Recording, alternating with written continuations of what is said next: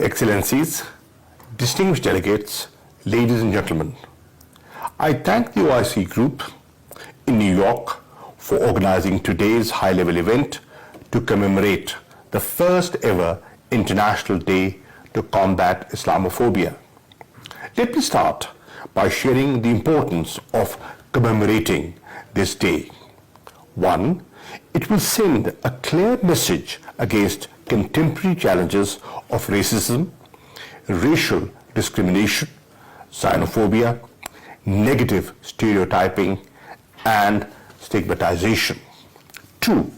It will help in raising international awareness about increasing Islamophobia and anti-Muslim sentiments. 3. It will promote the message of tolerance, peaceful coexistence, and interfaith and cultural harmony. The idea behind commemorating this day is to exhibit unfettered solidarity with humanity, convey a strong message of respect for human dignity, and reiterate our common commitment to unity in diversity. This day is about uniting, not dividing. Let us not allow those who want to divide us to negatively portray this day as being against any region, religion, or country.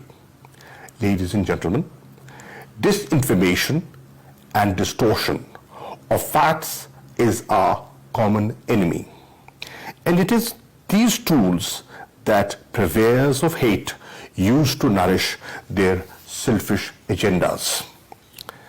The tragic events in Christchurch 2 years ago, in which 51 worshippers lost their lives, were a grim reminder of what the hateful ideologies could accomplish.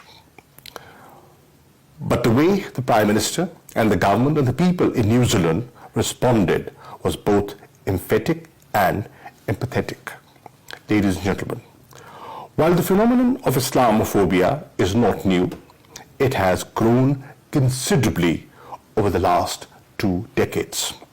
Today, expressions of Islamophobia are unmistakable in the manifestos of far-right and neo-fascist parties, which openly call for expulsion of Muslims, politicization of the hijab, frequent mob lynchings by cow vigilantes, discriminatory laws, state-sponsored pogroms, deliberate vandalism of Islamic symbols and holy sites, and attempts to link and equate Islam and Muslims to terrorism.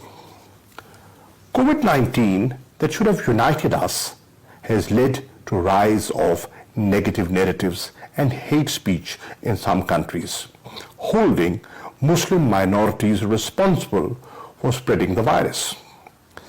The latest report of the Special Rapporteur on Freedom of Religion or Belief has revealed that such policies have served to perpetuate, validate, and normalize discrimination, hostility, and violence towards Muslim individuals and communities.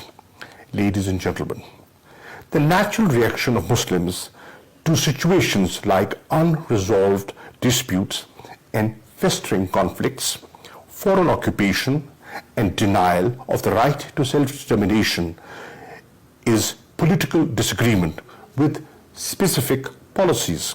It should not be taken or depicted as an Islamic reaction against universal values or freedoms. This apprehension or misrepresentation evokes an anti-Islamic backlash and gives life to the thesis of a clash of civilizations. Islam is a religion of peace. It should not be judged by acts of a fringe group of extremists who exist in all societies, religions, or belief systems. Ladies and gentlemen, the world cannot continue on this spiral of hate.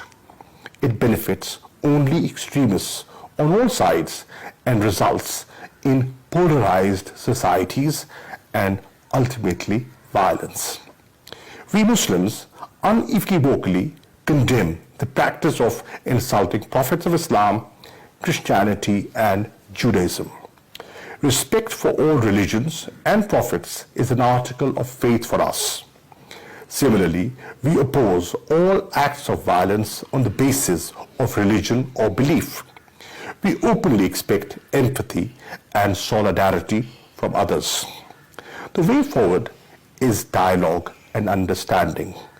Only if we are able to better understand each other's perspective will we be able to create peaceful and harmonious societies. The United Nations is the best platform to nurture this understanding. The Secretary General should convene a global dialogue on countering rising Islamophobia and promoting interfaith harmony as a step to foster engagement. In conclusion, I would reiterate the call of the foreign ministers of the OIC countries that the General Assembly declares 15th of March as the International Day to Combat Islamophobia.